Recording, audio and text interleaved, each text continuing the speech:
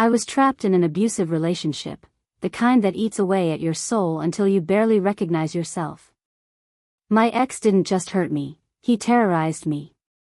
He beat me, destroyed my car by ramming it over and over in a shopping center parking lot, and even blew up a friend's car in their driveway. He broke me down in every way a person can be broken, and he did it all while there was a no-contact order in place. Leaving wasn't simple. Every step felt dangerous. But time passed, and I met someone new. He seemed like the opposite of everything I'd endured, protective, solid, unafraid. When my ex kept showing up, this man stood his ground. He helped me get a protection from abuse order, introduced me to a police officer who worked with battered women, and took me back to my old house to collect the few belongings I'd been too scared to retrieve alone. He became my safety net, my shield. I remember thinking, God must have sent me my angel.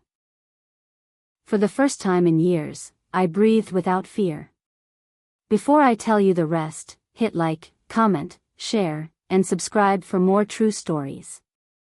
Drop your name and city below for a chance at a shout-out in my next video. Shout out to Melissa in Birmingham, UK. Your story about starting over after an abusive marriage still inspires me. 3.5 years passed.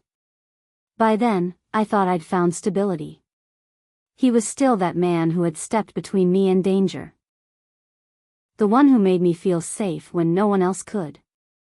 Then I became pregnant with his child. That's when the cracks appeared. One evening, he sat me down and admitted something I never saw coming. He'd been living a double life. Another woman. Another home. He wanted me to have an abortion. I couldn't do it. That's when he made it clear, if I kept the baby, he wouldn't be part of the pregnancy. I went through the next months completely alone. It was high risk, in the middle of a pandemic. No partner at doctor's appointments, no one there to rub my back when I could barely stand. I cried more than I slept. Still, I pushed forward. The morning of my scheduled C-section, he showed up unexpectedly. He took me to the hospital, stayed with me, and supported us both afterward. For a while, he was the father I'd hoped for, attentive, loving, present. I let myself believe in him again. But the truth?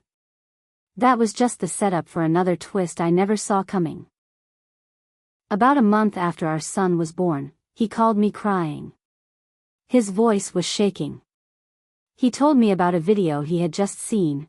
The other woman, the one he'd been with while I was pregnant, was beating their 2-year-old child. He said he couldn't take it anymore. He wanted out, but he was terrified of losing his son if he left her. I've always believed children deserve both parents in their lives, and I'm deeply passionate about helping victims of domestic violence. So despite everything he had put me through, I agreed to help him. I found him the resources. I connected him with lawyers. I even hired them myself with the understanding that he would repay me. It took 3 jurisdictions, 3 judges, and months of sleepless nights. For 6 months, he didn't know if his child was alive. She had fled 1,000 miles away with the boy. In the end, we won.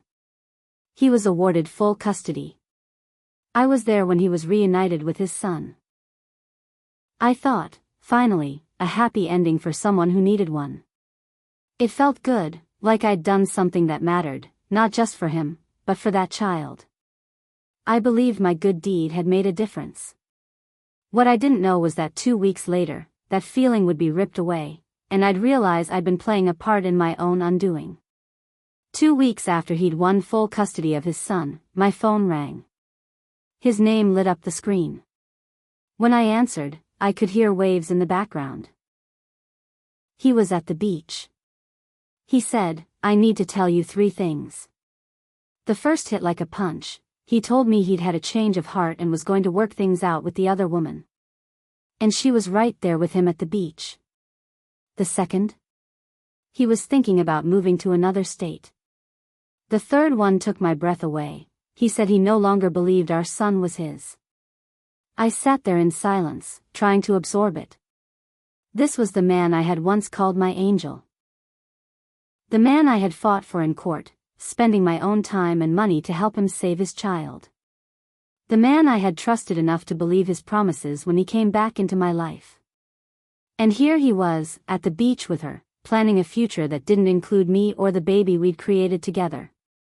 That call didn't just end a chapter, it erased the entire story I thought we were writing. It's been 7 months since that day. My son will be 1 in 2 weeks. We haven't heard from him once. No visits. No support. Nothing. And I've had to accept the hardest truth: I played myself. And I played my son, too. 7 months. That's how long it's been since that call from the beach. No visits. No calls. No birthday card for our son, who turns 1 in 2 weeks.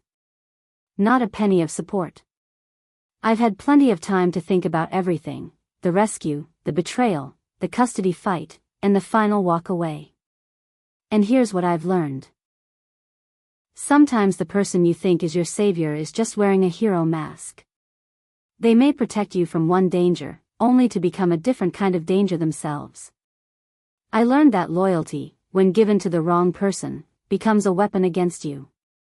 That good deeds don't guarantee good returns. And that sometimes, the best way to protect your child is not by bringing people into their life, but by keeping them out. I still believe in helping people. I still believe in standing up for children. But I also believe in protecting my peace first, because no one else is going to do it for me. If you've ever trusted someone completely and had them turn on you, hit like, comment, share, and subscribe for more true life stories. Drop your name and city in the comments for a chance to be featured in my next video.